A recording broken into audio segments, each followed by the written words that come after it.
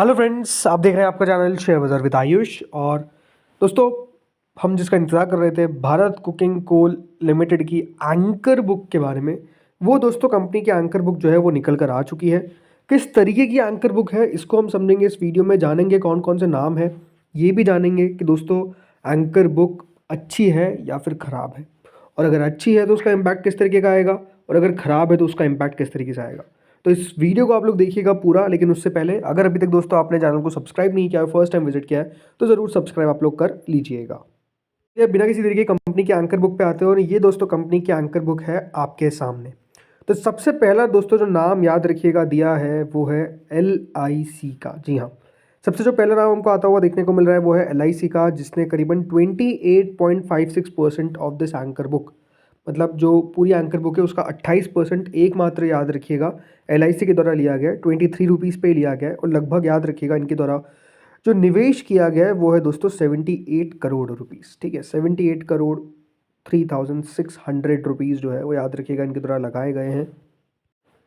इसके बाद दोस्तों दूसरा नाम हमको आता हुआ देखने को मिल रहा है Nippon life India, Nippon life India trustee limited, जिसमें निप्पॉन इंडिया का स्मॉल कैप फंड है और निप्पॉन का जो पावर और इंफ्रा फंड है इनके द्वारा याद रखिएगा पैसा लगाया गया है। इन दोनों फंड्स ने याद रखिएगा इसमें निवेश करा है। तो ओवरऑल मतलब निप्पॉन की तरफ से याद रखिएगा दो स्कीम्स के तहत याद रखिएगा पैसा लगाया गया है, जिसमें एक में ली गई है 14.92% ऑफ दिस एंकर बुक, और एक में 12.54% ऑफ द एंकर बुक, यानी अच्छा खासा इनकी तरफ से भी पैसा लगाया गया है। 23 पे लगाया गया है, 40 करोड़ एक के द्वारा लगाया गया है, और ओवरऑल दोस्तों एक ने लगाया लगभग 34 करोड़, यानी दोनों को मिलाकर आप कह सकते हैं कि 74 करोड़ लगभग इनका तरफ से हमको आता हुआ देखने को मिल गया। तो LIC ने 78 करोड़ लगाया, और निप्पॉन लाइफ ने दोस्तों करीबन यहाँ पर आप देखेंगे तो 74 करोड़ रुपीज़ लगा दिया है। इसके बाद तीसरा फंड है दोस्तों बंधन का। जी हाँ, बंधन स्मॉल कैप फंड भी हमको आता हुआ देखने को मिला है, और इनके द्वारा 27.46%, अकेले ने 27.46% याद रखिएगा हिस्सा जो है वो इस IPO में ले लिया। लगभग 75 करोड़ रुपीज़ निवेश किए गए। यानी अगर आप देखेंगे इन तीनों के द्वारा LIC, निप्पॉन और बंधन, इन तीनों के द्वारा अगर आप देखेंगे मेजर जो IPO की एंकर बुक है उसका पार्टिसिपेशन हमको आता हुआ देखने को मिल रहा है। इसके बाद दोस्तों बंधन स्मॉल कैप फंड है, मतलब बंधन स्मॉल कैप फंड के द्वारा लगाया गया 27.46%, आपको बता ही दिया मैंने। UTI के द्वारा अगर देखेंगे तो UTI ने भी अपने कुछ 4-5 स्कीम्स के तहत, एक तो डिविडेंड डील है, दूसरा है चिल्ड्रंस हाइब्रिड फंड, तीसरा है मास्टर इक्विटी प्लान, चौथा है रिटायरमेंट फंड, और पांचवा है यूनिट लिंक्ड इंश्योरेंस प्लान। तो इनके तहत याद रखिएगा पैसा लगाया गया, लगभग 1% के आसपास का हिस्सेदारी लिया गया है। बहुत बड़ा हिस्सेदारी नहीं है, लेकिन अलग अलग स्कीम्स के तहत आते हुए देखने को मिला है। इसके अलावा साइड ट्राइन fund limited, Rajasthan global securities, M7 global fund, Copthall Mauritius investment limited, Societe Generale और मे बैंक सिक्योरिटीज़, इनके द्वारा याद रखिएगा इस IPO में हिस्सा मतलब लिया गया in the anchor book. Overall अगर आप देखेंगे तो यहाँ पर आपको ज़्यादा बड़े नाम देखने को नहीं मिलेंगे, मतलब SBI का नाम आपको देखने को नहीं मिल रहा है, SBI mutual fund, ICICI AMC, HDFC का नाम आपको देखने को नहीं मिल रहा है। तीन ही मेजर नाम हमको आते हुए देखने को मिले हैं, LIC, निप्पॉन और बंधन। इसके अलावा अगर आप देखेंगे तो और कोई खास बड़े नाम हमको आते हुए देखने को नहीं मिले। सोसाइटी जनरल ज़रूर एक नाम आपको आता हुआ देखने को मिल गया, बट स्टिल क्योंकि दोस्तों बहुत बड़ा IPO नहीं है, आपको पहले बता रखा है मैंने, 1000 करोड़ के आसपास का इशू है, और उस पर एंकर बुक कितनी होती है आप हमेशा एक बार ध्यान रखिए कि 50% QIB को दिया जाता है। ठीक है, तो 30% एंकर्स का जाता है। तो यहाँ पर ओवरऑल एंकर बुक ठीक ठाक हमको आती हुई देखने को मिल गई। जो मेजरली स्कीम्स है उसमें अगर आप देखेंगे तो निप्पॉन है, बंधन है, UTI है जिनके द्वारा पैसा लगाया गया, और इंश्योरेंस के अंदर अगर आप देखेंगे तो LIC है जो आपको आता हुआ दिखा है। सो इसी तरीके की कंपनी की एंकर बुक है। मेरे हिसाब से दोस्तों कंपनी की एंकर बुक मुझे ऑनेस्टली कुछ खास नहीं लगी, एवरेज ही एंकर बुक आप कह सकते हैं इसकी आती हुई देखने को मिली है।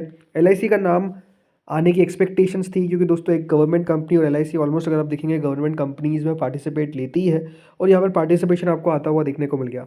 अब ये बात इंपॉर्टेंट है कि इस एंकर बुक को बाजार किस तरीके से देखता है। मुझे तो जैसा मैंने कहा, मुझे इतनी कुछ खास कंपनी की एंकर बुक लगती हुई नज़र नहीं आई है ऑनेस्टली, रीज़न बीइंग क्योंकि ज़्यादा बड़े नाम अगर आप देखेंगे तो यहाँ पर मिसिंग ही आपको देखने को मिल रहा है, उनके द्वारा पार्टिसिपेशन जो है वो आता हुआ देखने को नहीं मिल रहा है, ये बात क्लियर है।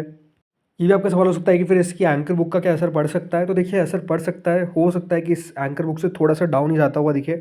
अभी अगर आप देखेंगे करंटली GMP 11.5 रुपये दिखा रहा है, बट आपको बताता हूँ अपडेटेड GMP जो है वो लगभग 10 रुपये के आसपास करंटली चल रहा है। यानी ग्रे मार्केट में अब हुआ क्या है कि 11 से नीचे के आसपास आपको ट्रेड होता हुआ देखने को मिल रहा है, यानी 10 रुपये के आसपास जो ग्रे मार्केट है वो अब आपको ट्रेड होता हुआ दिख रहा है। अगेन ये भी पॉजिटिव बात नहीं है कि जीएमपी जो है दोस्तों वो हमको नीचे आती हुई देखने को मिल रही है। कल से आईपीओ की याद रखिएगा ओपनिंग है, तो कल से आईपीओ किस प्रकार से कर पाता है ये अब देखना बहुत दिलचस्प हो जाएगा।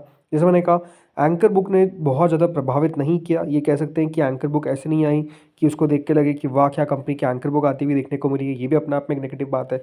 सो अब देखते हैं आगे होता क्या है। बाकी दोस्तों जीएमपी अभी यहाँ पर तो 11.5 रुपये दिखा रहा है, बट अब बता देता हूँ मैं, अपडेटेड तो सब्सक्रिप्शन वही है। यही कहूँगा कि मैं वेट एंड वॉच करिए, स्पेसिफिकली किस तरीके से सब्सक्रिप्शन हमको आता हुआ देखने को मिल रहा है। क्यूआईबी इसका सब्सक्रिप्शन काफ़ी इंपॉर्टेंट होता हुआ दिखेगा। आई फील कि लिस्टिंग गेन देता हुआ देखने को मिलना चाहिए आईपीओ ज़रूर। जितना जीएमपी 40-50% पहले आपको बता दिया मैंने कि उतना लिस्टिंग गेन का एक्सपेक्टेशन मत रखिए, 20-30% के आसपास का एक्सपेक्टेशन रखिए, और मोटा मोटी ज़्यादा हो तो 40% के आसपास का एक्सपेक्टेशन रखिए। 50% का लिस्टिंग गेन होना मुझे लगता है कि दोस्तों थोड़ा सा मुश्किल अब नज़र आ जाता है। रीज़न बिंग मार्केट भी गिरते हुए देखने को मिल रहा है, रैंकर बुक भी कंपनी की ठीक ठाक ही आती हुई देखने को मिली है। अब डिपेंड करेगा क्यूआईबी किस तरीके से लगाते हैं। रिटेल एच9 के तरफ से तो पैसा आपको काफ़ी अच्छा आता हुआ देखने को मिलेगा, ये बात क्लियर है। तो डिमांड इस आईपीओ को लेकर मुझे उसमें कोई बहुत बड़ी दिक्कत नहीं दिखती है। क्यूआईबी इसके ऊपर हमको नज़र रखनी है। तो दोस्तों इस वीडियो में इतना ही था। होपफुल आपको वीडियो बढ़िया लगा होगा। Thank you friends watching this video.